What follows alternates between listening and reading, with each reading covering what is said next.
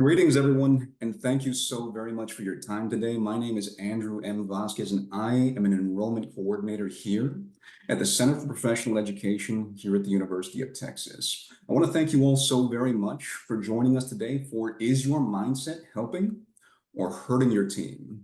So, who we are, the Center for Professional Education at UT Austin offers non-credit educational programs that help individuals meet their professional and personal goals while helping organizations develop employee and improve your team's performance. So again, thank you all for joining us today. The goal of today is to give you a little taste test and give you a little behind the scenes look into what it is that we offer here at the Center for Professional Education.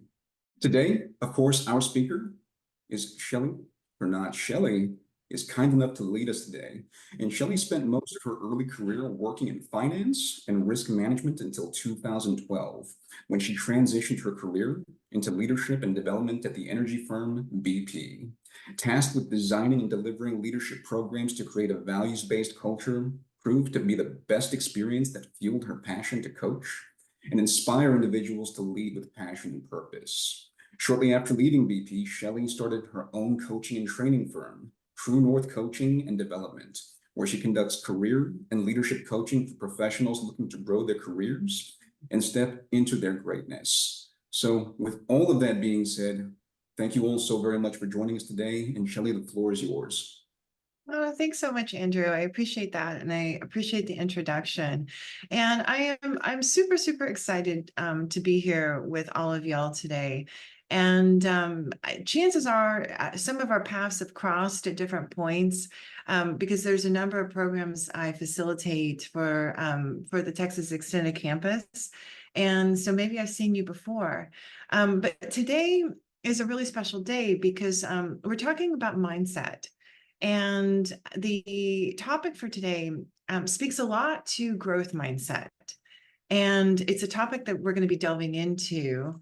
And I want to just highlight before I take a deep dive into this with y'all, there's a program that is new, and I'm launching this with CPE next month, actually. And it's called Building Psychological Safety for Your Team. And so what you're seeing today is a tidbit of what's going to be included in that program. And we're going to take a deep dive in that program into growth mindset and psychological safety. And so super excited about this, super excited to be bringing this to the University of Texas. And I've been doing a lot of work in this space, and it's so helpful for leaders and organizations. So I wanted to just signpost that so you're aware of it. And I know it's already got a fair amount of interest and it's been filling up. So you might want to jump on that. And to move now into what we're going to be talking about today, mindset matters. Is your mindset helping or hurting your team? Is your mindset helping or hurting your career? So we're going to explore this from a few different angles. And I'm very big on being purposeful and intentional as it relates to webinars, as it relates to meetings. And so I tend to write a purpose statement. And so the purpose for what we're going to be doing today in today's session is to learn about the power of growth mindset. And to do that in a way that's relevant and fun. I'm very big on fun, if you've ever met me before, so that you can expand your capacity and that of others to grow, thrive, and learn from tackling challenges. So, this content is going to be relevant if you're an individual contributor, because we can all work on our mindset, but it's also going to be relevant if you're leading a team, and particularly if you're leading a team, or even if you have an indirect team that's reporting to you. So without further ado, I want to jump straight into this. And I actually want to hit on the fun aspect. And let's start off with some fun as a way of introducing this topic. So, okay, what do y'all see? Tell me in the chat. What do y'all see when you look at this? Okay, two faces. I'm seeing a lot of, but I'm also seeing a vase. Yeah. Okay, so I'm seeing vase and I'm seeing two faces. Two faces initially, and then a vase, and the two faces might be having a discussion and their silhouettes. Okay, beautiful. All right, so this one, we're starting out like with beginner. So this one is fairly easy to see. The vase is here in the center if you look at the white, and then you got the two faces. Okay. All right. So I'm going to go ahead and clear that now, clear all my drawings. Okay. All right. Onward ho. Okay. Second image. What do you see? All right. So it's a woman. Okay. A lady in a fancy hat, a woman. Is it a profile of a woman, young woman wearing a period hat, young woman, beautiful woman. Okay, pointy faced bird. Okay, is it just a young woman? Because I'm seeing primarily young. Okay, now I'm seeing older and young. Okay, so it's an older woman and it's a younger woman. So this one, yeah, this one's a little bit harder to see. I'm going to use my little annotation doohickey again, and hopefully I do this right. But so it's a young woman. If you think about, she's wearing like a hat, and there's the feather sticking out of her hat, and here's the hair, and here's her chin and jawline, and then there's a necklace, and then she's got kind of a poofy like boa, that she's got on. Okay, so that's the young woman.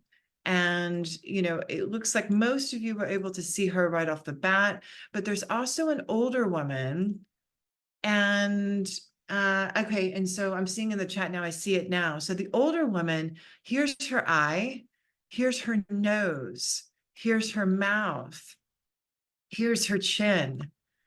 Yeah, I see both, but it's easier to see the younger woman, Denise. Well, interesting, right? Because I guess it just depends on how we're looking at it. So, and I'm seeing some of the things coming in chat. Yeah, it depends on which direction, which perspective. I don't see the older woman at all. Well, stare at it a little bit more and see if you can. It's okay if you don't, by the way. It's okay if you don't. But okay, so let's try a different one then. Let's try a different one, because some people are seeing it, some people aren't. And I'm seeing as well, Jennifer, you're saying it took me longer to see the old woman. Fair enough. That there's no prize here. You don't get a grade, so don't worry about it. I'm not gonna be evaluating you. Okay, so we're already off now. I'm seeing frog, frog, frog, frog, frog, frog. Horse. Now, a few of you are seeing the horse. Okay, so because the horse is harder to see, this one is like you get bonus points if you can see both of them, because the frog is like the obvious thing. We see the frog, his head right here. We see the little eye of the frog here. We see the little mouth of the frog here. Yeah. But the interesting thing with this one, so I'm going to go ahead and clear again. Yeah. So if you kind of tilt your head, it's almost like if you're not seeing the horse, you kind of have to tilt your head a little bit. And like you can see the mane of the horse kind of tilted, and then like the ears of the horse and the eye of the horse is here. And now here's the nostrils of the horse and the mouth of the horse. Yeah, the horse is interesting. So you kind of have to, yeah, the chat is hysterical. Okay, yes. All right, brilliant. Okay, so we're seeing both of them. All right, so that's really cool, right?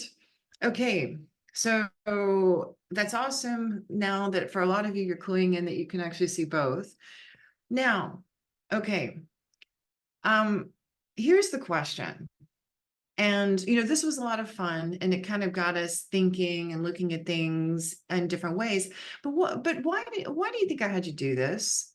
Particularly because the topic of today is mindset. So how does this relate to mindset? And actually, how does this relate to leadership? Because this is all in service of leadership. Okay, so I'm seeing perspective. Perspective's important. Viewing other perspectives. Things are not always as they seem. Oh, I love that, Tammy. Things are not always as they seem. Yes, absolutely. We've got to be open to different points of view, different ways of telling the same story. All right, brilliant. Yeah, varying points of view. Yeah. And all of you are hitting on something that I think is so fundamental. And this is actually one of my favorite quotes. So I'm going to put this up here. We do not see things as they are. We see things as we are. Or another way of saying this is that, we don't see things as they are. We see things as our mindset tells us they are, because our mindset is how we see the world, our mindset. So I want to start to explore this, and I'm picking up on some of the things in the chat. Yeah, I love this quote too, Toby. It's one of the most profound and I think beautiful ones I've come across lately. But it really speaks to this. It speaks to the journey that we're all on. And and so if mindset is how we see the world, we don't see things as they are, we see them as we are, then it probably makes sense to spend a little bit of time understanding our mindset in a bit more detail. And yeah, Jennifer, to your point, our unique lens that we see the world through based on our personal experience. Absolutely. So let's start to really delve into this and understand this a bit more. And we can break mindset down. And ultimately, there's two different buckets or categories as it relates to mindset. And I can approach something with what I'm going to call, and we'll spend some time exploring this. So don't worry if it doesn't make sense right off the bat, but I can explore something through a lens of fixed mindset. So fixed mindset is one option that I've got. And fixed mindset is all about proving. It's all about proving, it's about demonstrating that I've got the skills and I belong to be here and I deserve to be here. And it's all about performing better than others. So this is kind of one way I can relate to the world. It's one lens that I can look through. It can look a million different ways, but this is kind of one way of anchoring myself. Or navigating through life. And if you look at the little figure here that I've got on the slide, we've got this little weightlifter and he's lifting the weights up and down. And what's going on in his head, he's thinking to himself as he's like, oh, I got to show him how good I am. So it's about proving, it's about demonstrating, it's about performing better than others. So that's one way, of kind of relating to the world. And that's a lens I can put on. I want to contrast that with something that we're calling growth mindset. So growth mindset's a little bit different. So growth mindset is all about improving rather than proving. So that my focus is on improving rather than proving. My focus is on developing skills rather than demonstrating skills. And my focus is on performing better than I did before rather than performing better than others. So I've got the silhouette of the woman here, and she's got her weights as well, and she may be struggling just as hard, but what she's telling herself internally is, I'm better than I was yesterday. Oh, I can lift this a little bit more. I'm noticing the growth and improvement that I've got, or that I've accomplished over time. And so it's really, two different lenses if we think about this. Yeah, and to the points in chat, competing with yourself instead of competing with everybody else. Jeff, I love that. Because that's really what growth mindset is all about, that I am my own competition. And so I'm going to compete with myself and I'm going to focus on how I can improve. And I'm looking at the chat as well. Black and white is my total mindset at this point in life. Yeah. Yeah, the finish line versus the journey. And I love all the comments in chat too, by the way. So don't hesitate to put things in the chat. So I just want to compare and contrast these things now, so you can see them both together, fixed mindset and growth mindset. And by the way, the point of this presentation isn't to say that fixed mindset is bad, or it's wrong. We all go in and out of fixed mindset from time to time. And there are certain things that will push us into that place of fixed mindset. And there are other times where we might find ourselves in more of a frame of mind of growth mindset. And so it's not to say that either one of these is right or wrong, good or bad, and the human journey is one where, we're learning about both. And we're learning how to kind of apply more of a growth mindset because that's more advantageous. But it doesn't mean fixed mindset is wrong. It's just part of the human experience. So I'm curious. I want to ask a few questions, and I want to spend a little bit of time dissecting this with y'all. Yes, Eric, to your question in the chat, is it fair to say that fixed mindset may feel necessary to prove your worth at times? Totally, totally. So when I'm feeling maybe insecure, when I'm feeling like I need to prove that I'm worth something, I tend to fall onto into the fixed mindset frame of view. So let's talk about that for a second, because there's implications to this. And I love where this is going in the chat. What does fixed mindset feel like on the inside? Ah, imposter syndrome. I just saw somebody put it in the chat. Yes, yes, yes, yes. So what does it feel like on the inside? Let's just take the first question. What's the inner talk? What are the things? Okay, because I'm seeing in the chat imposter syndrome, pressure. I'm under pressure. So chances are, from an emotional standpoint, I'm going to be feeling a lot of stress and strain and probably anxiety and stress to perform. Absolutely. I'm probably going to be worrying a lot. I might even be angry, because it can look like fear, it can look like anger. Maybe I'm mad that I'm not performing as well as I think I should be, but it could be I could be feeling a lot of internal turmoil. And y'all are hitting the spot on in the chat. Do I belong? Oh, I love all this. The feeling of not doing enough, not being enough, quantity over quality, narcissism. Yeah, and so I'm seeing a lot coming up in the chat about imposter syndrome. Yeah, there's a lot of inner talk when we're in fixed mindset. And I'm going to advance to the next slide, but I want to come back, because these are interesting questions that we're exploring. The inner talk could look like this. I could be second guessing myself, Monica, to your point. I'm maybe afraid to fail, but a lot of this is manifesting as inner talk. Things that I'm telling myself about myself. Oh my God, they're going to think I'm an idiot. I have to look smart. I can't make mistakes. If I do, like, they're going to think I don't know what I'm talking about, or they're going to judge me. Or, oh, I can't ask for help, because then they'll think I don't know. Or I must appear professional. And Jody, I appreciate the vulnerability. Yes to all of those. I mean, this is human, right? This is human, or we may be, instead of internalizing kind of shame and guilt and negativity about ourselves, we might be projecting it onto others. So we might be saying more things like, in inner talk, like, this person's an idiot, they don't know what they're talking about. Maybe I'm judging them instead. I don't trust you, I'm right, you're wrong. So absolutely, so going back to these distinctions here that I've got on the slide, fixed mindset, when I'm in it, there's probably a lot of self-talk. It's probably not super positive. It could be pretty judgmental about myself. It could be pretty judgmental about others that I'm interacting with, but my monkey mind's going.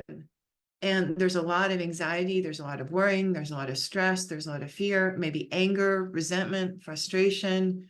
And Eric, to your point, absolutely, this is why we can be our own worst enemies.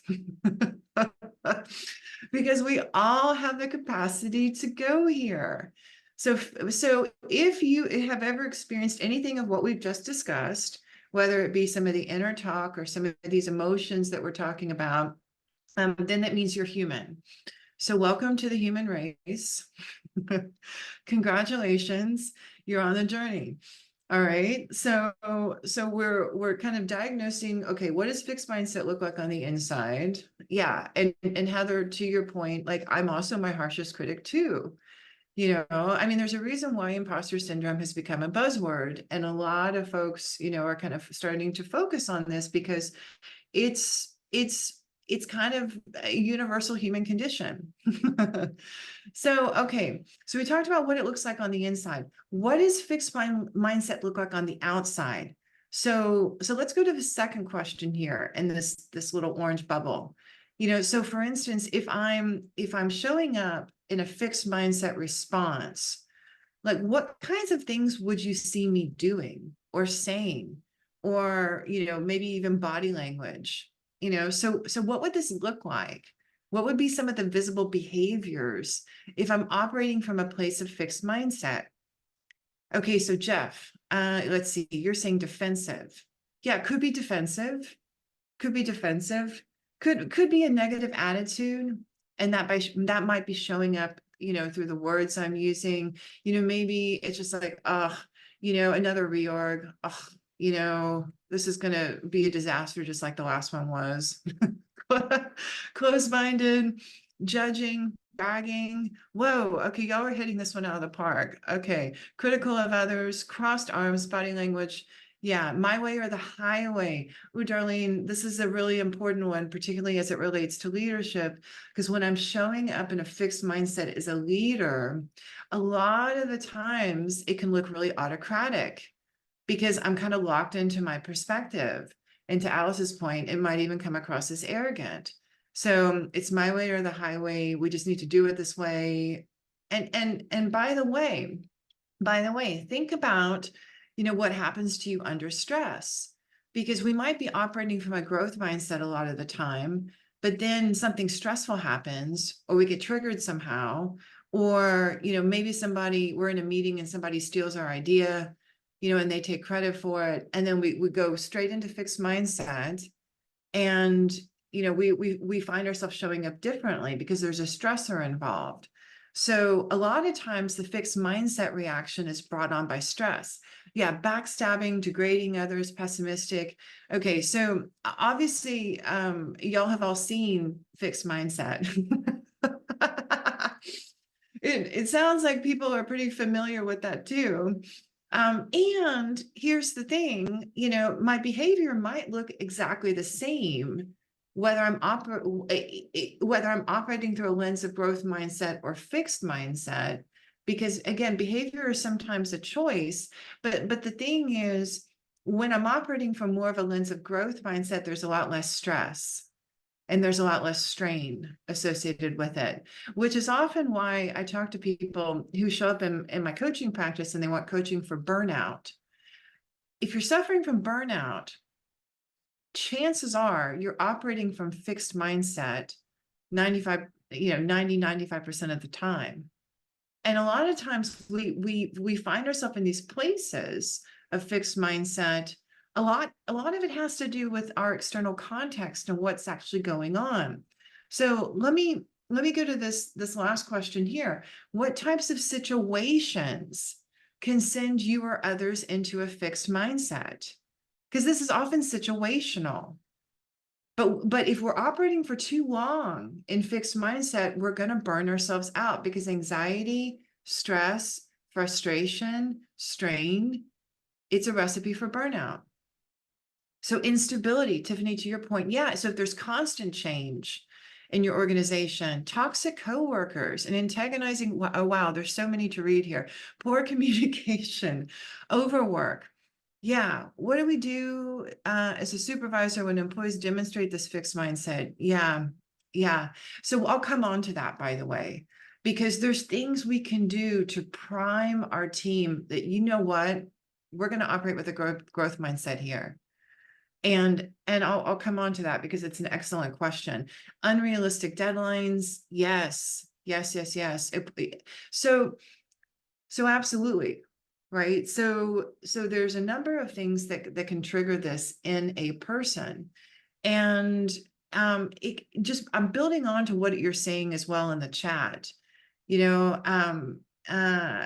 could be things like evaluative situations where maybe I'm worried that my work product's going to get judged. Let's say it's a report that I'm putting out, or it's a decision I've made, or it's a deliverable, and I'm kind of worried it's going to get critiqued. That can send us into that place, because again, I've got to prove that I know what I'm doing, I know what I'm talking about. And yeah, Dimitri, to your point, like when an environment is overly competitive and I feel like I'm constantly having to prove. Yeah, we're going to get into all this in that psychological safety session that I signposted, where this whole concept of growth mindset is really pivotal in cultivating a psychologically safe zone for your team. Yeah, Wolf of Wall Street behaviors, absolutely, absolutely. But anytime where I'm worried my work's going to get judged, or maybe I'm in a new role, or maybe there's a lot of change and I feel like I don't know what I'm doing, or maybe I'm in a stretch assignment or something totally new and I'm trying to figure out how to cope, I might find myself more on the fixed mindset side. If I'm getting critical feedback or feedback delivered that's not done in a very nice way or a respectful way, that might push me straight into the fixed mindset zone. Or if I have a tendency to operate a lot from fixed mindset, I might feel pretty threatened by the success of others even. Rather than viewing other people as inspiration that I can grow from and I can learn from them, I might view them as a threat. And as leaders, it's important to think about, like, what is the tone that I'm setting for my team? Am I setting them up, for a competitive, cutthroat environment where they're going to cut each other off at the knees?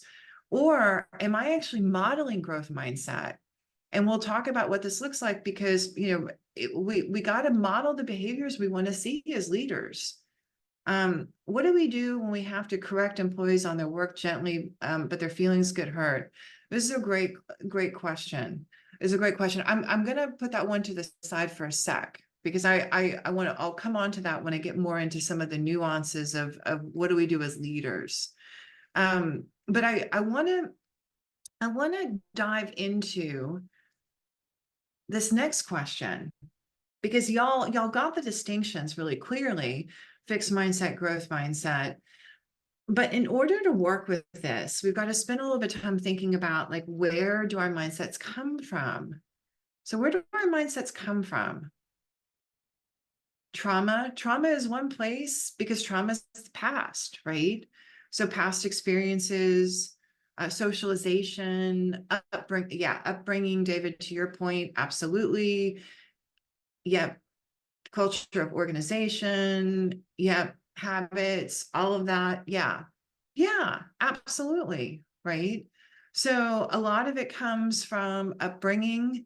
Somebody was saying that in the chat. If you got told this a lot when you were a kid. By the way, who got told this a lot? Yes or no in the chat? Oh, you're so smart. Oh, you're so wonderful. Oh, you're so this, you're so that.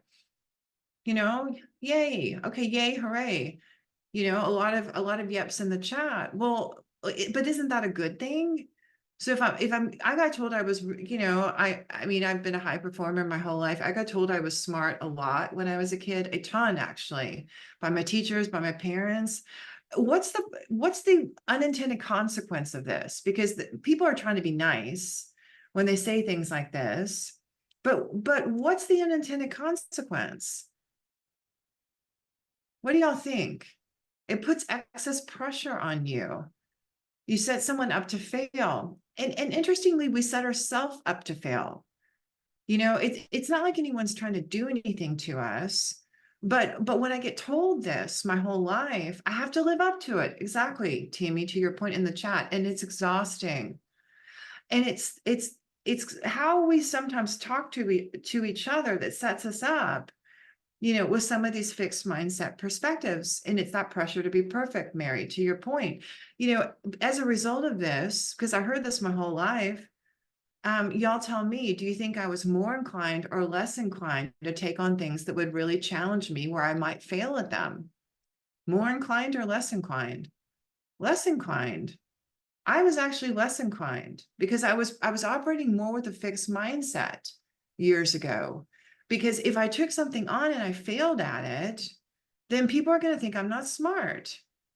And my sense of worth comes from how smart I am because everybody told me I was. And, and that was validated, through things like SAT scores and whatnot. So, but again, there's no blame here.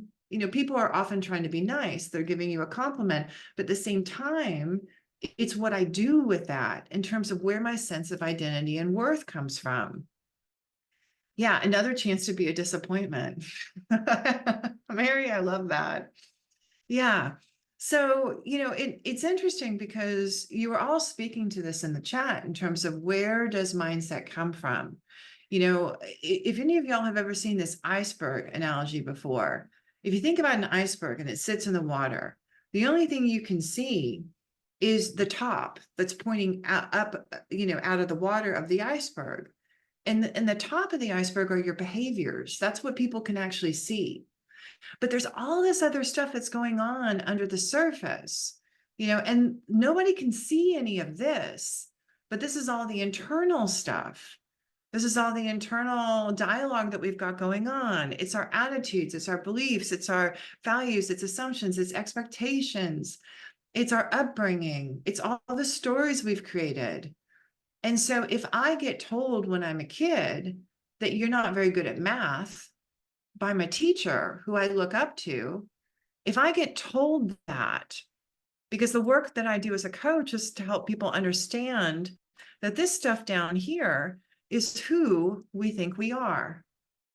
That's who we think we are. And who we think we are drives what we do and how we do it. So if I get told I'm really crappy at math, what do you think I'm going to do? What behaviors do you think I would demonstrate then with respect to math? If I get told that, if I believe it, if that actually becomes, one of the beliefs that I'm operating under, I'm crap at math, I'm going to avoid it. I'm probably going to dislike it. I'm going to continue to be crappy. I'm not going to study it. So people are saying, I hated math. Well, I hated math too, by the way. I was much better at English. So, but all this to say, right, that this is what generates a lot of the fixed mindset crud, for lack of a better word. And so, this is a lifetime journey. And ultimately, when we're becoming leaders and we really want to step into our greatness, it's about understanding some of the stuff below the surface and how that might be pushing us into fixed mindset and inadvertently pushing us out of a what's the word I'm looking for? The word I'm looking for is pushing us out of our greatness, where we can't set our teams up for success. Because you probably experienced at some point, in your life working for a leader that had a fixed mindset most of the time. Has anybody on this call experienced that? Or maybe you're experiencing it right now. Somebody who has like a fixed mindset a lot of the time. Yes, I see in all caps in the chat. Yes. Yes. And so how did that affect you? How did that affect your motivation? When you were working for somebody who was displaying a fixed mindset most of the time, or a lot of the time, what was the impact that had on you? It was bad for morale. Absolutely. It was frustrating and stressful. By the way, attrition becomes huge. Then people show up in my office burned out, particularly if they're working for somebody who's really demanding, and that's how they present with their fixed mindset. And then they need to find another job. So they come to me for career coaching. Right. Yeah. And so people will quit. And it's interesting because 70% of when somebody leaves an organization, they're not leaving the organization. 70% of the time, they're leaving their direct supervisor. And that's a statistic that's been measured by Gallup. And that's true. And so this stuff really matters in terms of the mindset that I have as a leader and how I'm cultivating that for my team. And I'm loving all these things in chat because I think this is really resonating with y'all. Okay, so I want to now, get into okay, so how do we, let's get into a little bit of forward thinking now about okay, so what do we do about this? How do we actually cultivate a growth mindset? Because growth mindset is flow. Growth mindset is kind of the creative place to be. Fixed mindset is full of stress and strain. And so there's a huge benefit for each one of us to cultivate it within ourselves, but particularly as leaders to cultivate it and to help our team step into this space. So the first aspect of this is awareness. I've got to develop some awareness of when I get pushed into that fixed mindset inner state. So that's why I was asking y'all some of those questions, like, what is the inner talk? What are the emotions? Because there's a somatic aspect to this as well. Like, where am I feeling it in my body? Maybe I start to feel like, for me, I get like a nervous feeling in the pit of my stomach. Sometimes if I feel like I've messed up, or if I've done something really wrong, I'll start to feel that in the pit of my stomach, and I'll get this feeling of dread. But it may look different for different people, and especially depending on the context. And then I'll start saying things to myself like, you're an idiot. Like, why did you say that? Like, you completely messed that up. This happened the other day. I was working with an executive team in Baton Rouge, and we had a whole group of leaders get up and present their plan, me and another consultant who's working with them, for the following year. And it was a train wreck. It was an absolute train wreck. It was just the worst thing I'd ever seen, in terms of, like, it was all over the place.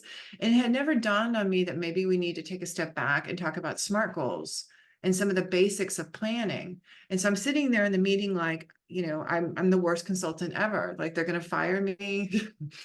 But it's knowing those moments when we go into that place of fixed mindset and starting to recognize it in our bodies and in the self-talk. 2, then recognizing there's choice. So I have a choice of how I can feel. I have a choice of how I show up. And then I can learn to talk back to myself. I can learn to talk back to the fixed mindset with a growth mindset voice. And I can choose to take a different action. And so, interesting, Julio, to your point in the chat. So what I did in that moment, I started to recognize I was getting hijacked, and I was going straight into fixed mindset. I got up, I excused myself, I went to the bathroom. I took a few deep breaths. I paused, I shifted my perspective, I walked back in, and then I realized, it's not about me. This is about meeting the learner where they're at and what do they need. And so, to your point, it was a learning experience, because I let them, learn from their own mistakes. And it wasn't about me judging myself or having to prove anything. It's about how can I tune into purpose in this moment and make this a learning moment for everybody here. And so that's just an example how I fell into the soup the other day, because trust me, it happens. And I've been practicing this for a while, and it can still happen. So let's experiment. Let's experiment a little bit with this and play around with it. All right. So case number 1, let's just do a couple of quick examples. Your colleague tells you that you aren't a team player. Wah, wah. All right. It takes you by surprise as you think of yourself quite differently. Okay. So what would be a fixed mindset response to that piece of feedback you got from your colleague that was unsolicited, by the way, I might add? And so let's first go with fixed mindset. Don't answer the growth yet. What would be a fixed mindset? Yes, get defensive. Excuse me? Okay, perfect opportunity to tell them what you really think about them. Let me get some stuff off my chest. Like, first off, yeah, I'm going to redirect. We're going to go straight down into blame. We're going to judge. Yeah, like, that's your opinion. I know I'm awesome. Okay. But yes, defensiveness. And it's sometimes, logically we know, right? But it's hard in these moments not to get defensive. It's hard to take that pause. Okay. So what would be the growth mindset response? So instead of like getting defensive, instead of help me understand. Yeah.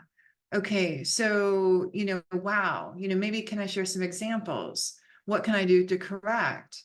Tell me, can you be more specific? How can I do better? Ask for solutions, but to the point that I'm seeing in chat, like, getting curious is the way to go here. Because it takes courage to give someone feedback, even if it's not done in the most respectful way. And, because emotions are often flying around feedback, sometimes the person who gives it, could be more articulate. about how they actually, and one of the things we'll get into in the psychological safety course is like, what does feedback from a growth mindset actually look like versus coming from a fixed mindset? But, we have to sometimes give people a bit of grace here. Yeah. Yeah. What are they seeing in me that makes them think that? So to the extent that I can shift and get more curious rather than defensive, I'm going to have a chance of having a much better constructive conversation. All right, so let's think about case number 2 now. Your manager gave you a high visibility project. Okay, everything was going smoothly, but then you missed a mistake while proofing the final product. Your boss didn't notice the mistake, but their boss did a week later, and then it was brought to your attention. Yikes. All right. So for this one, what would be the fixed mindset response? Blame your boss for not catching it. I feel small, beat myself up. Totally. So it's either, so I'm going to come out fighting or I'm going to come out flighting. And that's what a lot of y'all are alluding to in the chat. Yeah. Oh my God, this happened to me during the holidays. Oh, I'm so sorry this happened. Yeah. But, great opportunity for learning, right? Right. Okay. So, and I'm seeing a lot of I'd be scared, freaked out, anxiety. Yeah. Sorry, apologetic. Okay. So, what would be the growth mindset response? We don't want to feel horrible the rest of the day, but yeah, owning it. Yeah. And yes, admit to the error and offer to correct, taking responsibility. How do I fix it? Like leaning into the learning from this. Oh my God, thank you so much for pointing it out. It was a great opportunity to learn. What can we learn as a team from this? Because there's opportunities, to share this learning with others, in addition to I'm going to fix it, but how can we actually course correct to make sure that this doesn't get repeated in the future? So, but it takes compassion for self as well, because, there are times where I would have walked around like this for a week, my head like this. Oh my God, I messed up. I'm an idiot, blah, blah, blah. That's not super productive. And again, it's going to lead to burnout, but there's an antidote in here. And that antidote is compassion and compassion for self. When I can offer that to myself, it's a lot easier to shift into this growth mindset response. Yeah, thanking them for pointing out the error. I love that. Yeah. So let me just check time here. Okay, so we've got about 15 minutes left. Yes, and I'm seeing a lot of great stuff in chat. I'm reminding myself that in my line of work, no one will die. There's something to be said for that. I've often told myself no one ever died from a leadership, training and leadership development training or from not getting it at the exact time. So that resonates with me. Amen. I see in the chat. Okay. Not everything is an emergency. No, it's not actually. And everything is fixable. So let's think about this for a second. I want to think about fostering a growth mindset in others, because we've been talking about this a lot from the perspective of self, and how am I showing up in certain situations, and how can I actually, as a leader of a team, start to cultivate this within the team. And so there's a few kind of rules of thumb, or things that we can look to that can be helpful on that front. And so, as a leader, it can be really helpful to praise progress more than praising success. I can praise the success, that's fine. We can celebrate the success, that's fine. But also acknowledging how much progress we've made and where we are now versus where we were, last year at the same time, really speaks a lot more to the growth mindset. Because it's not just about success at all costs. Like, let's think about how far we've come, and let's also acknowledge that. Focusing only on results versus focusing on results and growth. So, as a leader, I want to be focusing on both. And that's really important, because to the extent that I'm only focusing on the results, it can really push people more into that fixed mindset place. Rather than asking what has been done, ask what's been learned. What are some of the most difficult challenges that you've encountered lately, and how have you overcome them? What have you been learning lately? When I can really ask those types of questions as a leader and put on my coach hat, um, that's ultimately going to get people to think about their growth and their learning, that's what's important, rather than just the deliverable itself. And setting goals with little challenge versus setting goals that are a stretch. So I'm curious, as you look at some of these, I'm curious your reaction to this. I'm curious, like, what you might add to this list. What do you think? What do you think is also helpful in cultivating a growth mindset with a team? Yeah. And Julia, to your point, like, I see too many leaders setting ridiculous goals too.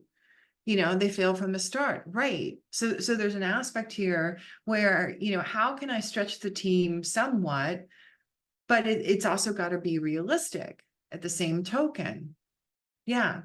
I love, oh, Carola, that is awesome. Be vulnerable and share when you've made mistakes. Absolutely. I love that, and I don't think we actually model that enough, frankly. So as leaders, there's a vulnerability that we've got to lean into, that there's a willingness to share our mistakes and what we've learned from that. And that encourages others to share their mistakes as well. Yeah, it seems like the focus is focusing more on the big picture rather than the task. Yeah, so focusing on the big picture rather than the task, I like that. Get their input on the goals. Absolutely. Yeah, if the goal is not stretchable, we stay fixed and we don't grow. Absolutely. So you might even ask yourself, ask your team, I love where we're going with some of these goals, and what would feel like a reasonable stretch to you? That would get you a little bit out of your comfort zone, but you still think could be achievable. Appreciate the journey, not the destination. Also love the ask what has been learned instead of tell. Yeah. So hopefully this is helpful in starting to, for those of you who are leading, for those of you who actually have teams, you might think to yourself, like, where am I at on this? Am I really noticing progress and acknowledging that? Am I focusing on growth just as much as I am on results? Or am I leading through Taskmaster? Because if so, I want to maybe pull back and reassess. Am I asking what's been learned? Am I framing questions more as learning questions? One of the things that I've learned over time, and this even relates to errors. If rather than saying something's an execution error, framing something as a learning error. Okay, so what can we learn from this? Rather than, Mary messed up, and why did you do it that way? It's framing things more as a learning error. And so, our language can be really powerful, as it relates to growth mindset and cultivating this with the team. I've started asking staff what they've learned, and it's really helped my shy folks blossom. I love that. I love that, Tiara. Thanks for that share. So I want to share as well before we close, because this can look different depending on what lens we're looking through. So as kind of using that chart as a jumping off point, but if I look at this through, for instance, a leadership development and learning lens, what does growth mindset look like? It could be your team has a practice of sharing everything they learned from a training program with other team members. So if we're really trying to cultivate a growth mindset as a team, learning is important. You're going to go off and do this training. We're going to invest this time and investment from you. I want you to come back and tell the team what you've learned and how you're going to apply it, and so that they can learn too. So this is an opportunity to share the learnings and the growth that you've had from this program with others, and demonstrating that this is valued within our team. It could be, the team offsite start and end with a learning reflection. So again, it's about what we're learning, not about proving who's got the best idea in the room, but what have we learned in our time together.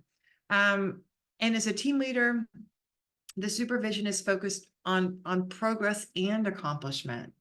So how far has this person come, as well as what they've accomplished? So it's not an either or, it's a both and. And I think this is the point. We can do both. From a performance management standpoint, there's aspects of this that you can build into your recruitment process.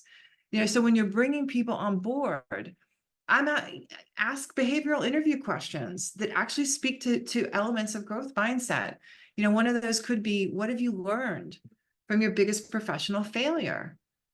Explain how that went for you.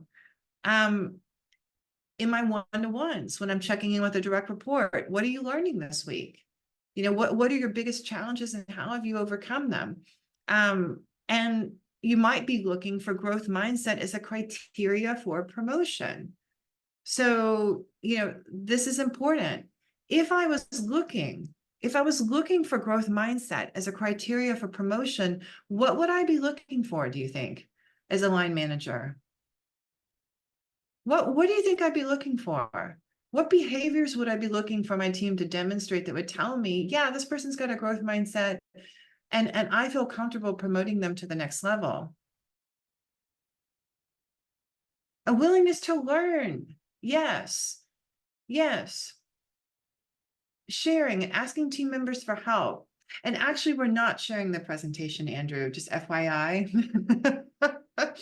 but we are sharing. So sorry, recording, not the PowerPoint slides. Yes, we are sharing the recording, but not the PowerPoint. But being approachable, like flexibility. Yes, Monica, they're open to critique and learn. Absolutely. Yeah, and that they're demonstrating that. So are they asking for feedback? Are they open to receiving feedback? Are they course correcting from feedback? So it's looking for these types of things. And this is often what I refer to as the what, or excuse me, the how, not just the what. The what, it's the deliverable, it's the accomplishment, it's the results that we're getting, but it's also the how we're getting there. And so I think it's these aspects, from a leadership perspective, that you've got to have both.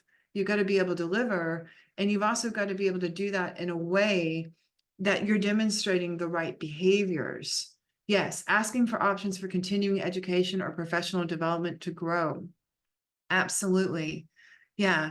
So I want to pause there, because the goal of today was to give you a little bit of a taster of what this upcoming program on building psychological safety for your team is all about. And this is it in its essence. We'll be drilling down into more of these tools, these techniques, and really thinking about how you create this for your team. But it's so contingent on understanding whether or not you as a leader have a growth mindset and cultivating that in your team. Because if you've got that, you've got a psychologically safe team, and chances are you've got a high performing team. So I want to end on this quote from Gandhi, actually. And I love this quote. Watch your thoughts, they become your beliefs. Watch your beliefs, they become your words. Watch your words, they become your actions. Watch your actions, they become your habit. Watch your habits, they become your character. So all of this to say, it all boils down to mindset. But that is one of my favorite quotes, and wanted to end on that note. And feel free to connect with me on LinkedIn, and stay connected. I write a leadership blog every week, and I teach a number of classes for CPE. And stay connected with me. I always enjoy sharing experiences and talking with participants. And so now I'm going to turn it back over to Andrew, and he's going to close our presentation today. Shelley, I want to thank you for this outstanding content that you've delivered today. This was extraordinarily insightful, and I want to thank all of you for attending this afternoon. We know that putting in the investment of your lunch hour during a very busy time of the year is a big deal. So with that, thank you all so very much for joining us today. Everyone who is registered for this webinar is going to receive a recording of this presentation tomorrow via email.